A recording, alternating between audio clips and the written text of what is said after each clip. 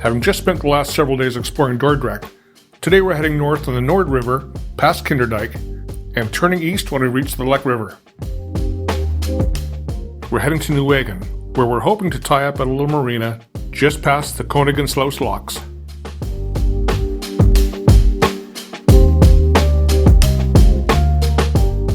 The entire journey is about 56 kilometers, and if we can maintain this blistering pace, we should be there in just under 6 hours, accounting for time in the lock.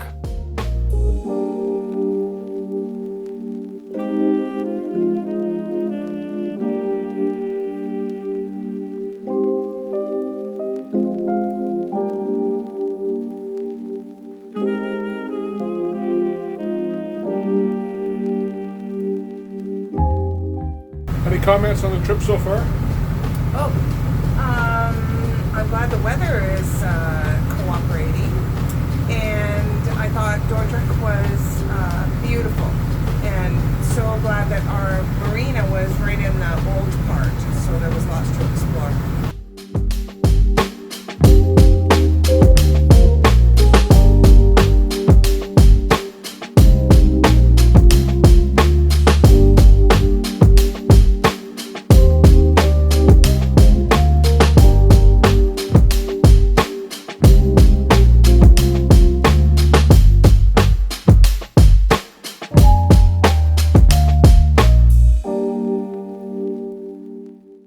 As it turned out, the marina we'd hoped to stay in was completely full for the weekend. Fortunately, the canal banks where the commercial barges usually dock was wide open. This proved to be a terrific spot with power, water, and a grocery store just a few minutes away by bicycle.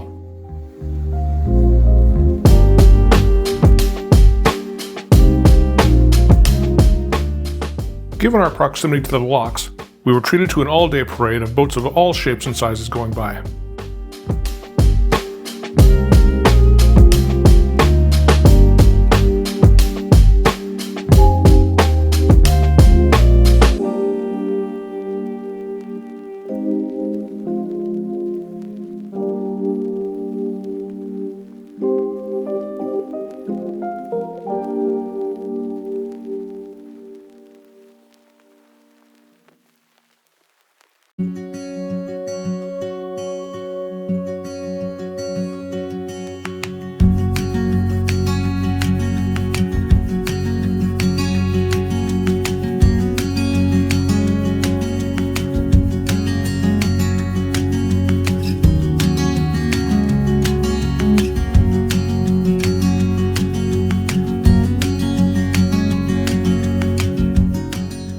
Late in the afternoon, a few of these things went by.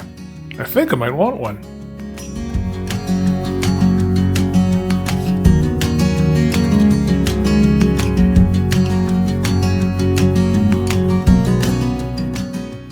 At the end of the day, this thing pulled in behind us. And frankly, I never knew I had a vintage tugboat fetish until I laid eyes on this beauty.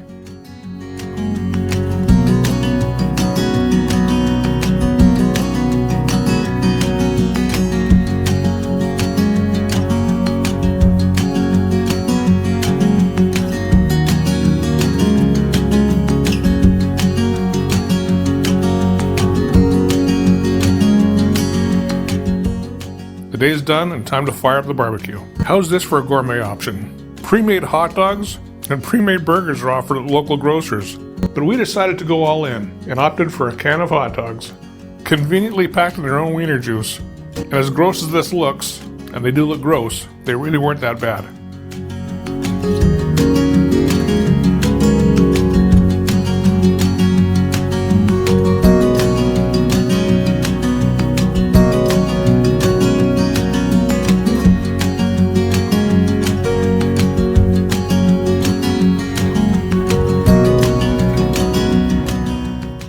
The following morning, our gorgeous neighbor cast off, and later we were joined by a group of our Dutch friends for a get-together.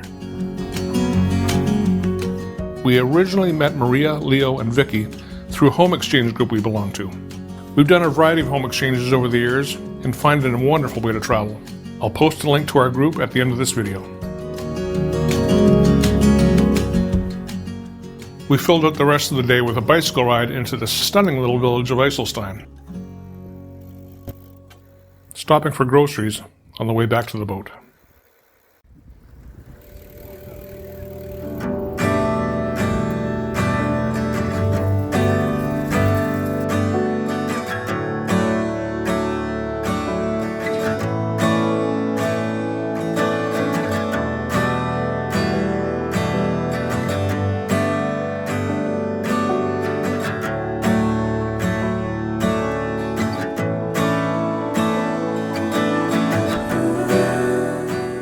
Arriving back at the boat later that day, we discovered we had a very colorful new neighbor. I like that. La Vie en Rose was a relatively new 17-meter Piper barge. Her German owner, Martin, proved to be very good company and a pretty darn good chef, too.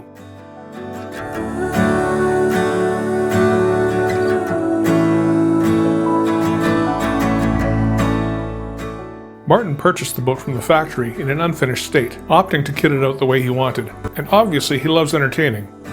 Inside there's a huge farmhouse table and an enormous wood-fired chef's range, as evidenced by discoloration on the boat's roof.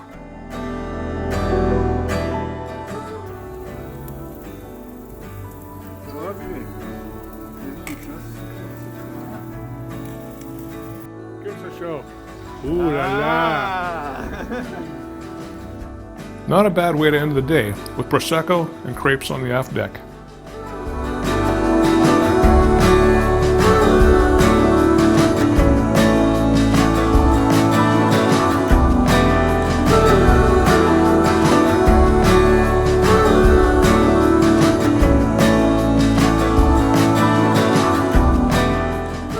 The following day, we rode our bikes over to the nearby historic canal, which is home to a working boatyard museum.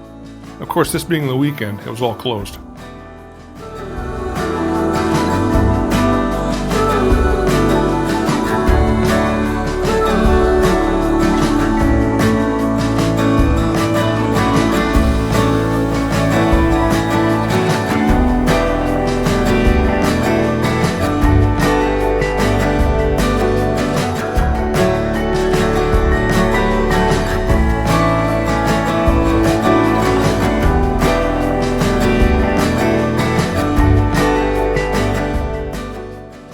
Just a little ways down the canal was a moorage reserved for vintage canal boats. And while we were admiring these old barges, the owner of Angela invited us on board for a tour.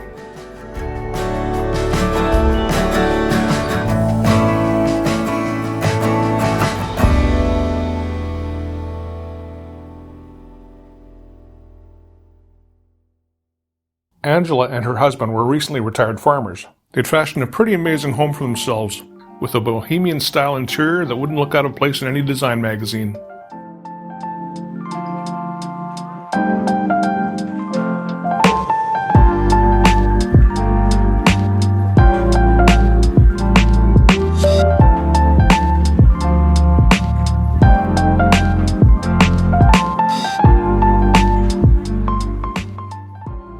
Back at the boat, it was time to tackle a job I'd really been dreading. I needed to replace our temperamental macerator pump with a new one.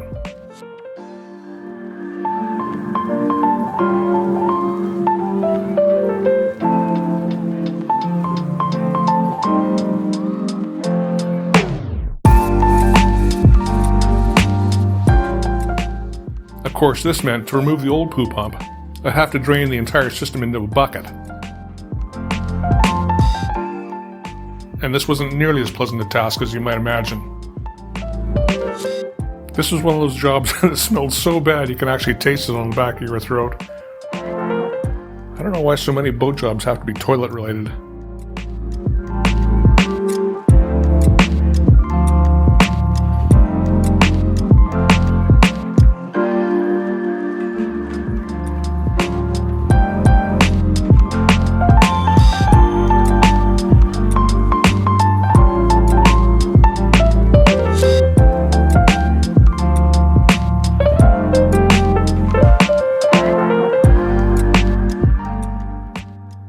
Our final full day was one of the very best.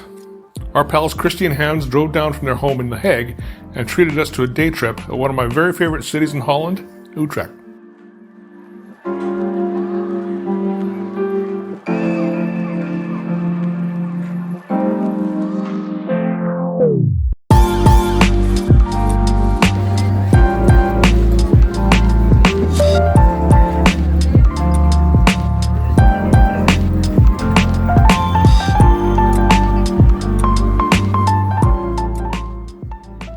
strolled along the central canal, which was at one time home to shops and warehouses. These were usually on 2 levels, with the lower levels used for shipping and receiving. Most of these spaces now house a variety of hip bars and restaurants that often spill out onto the permanently moored barges used for outdoor dining.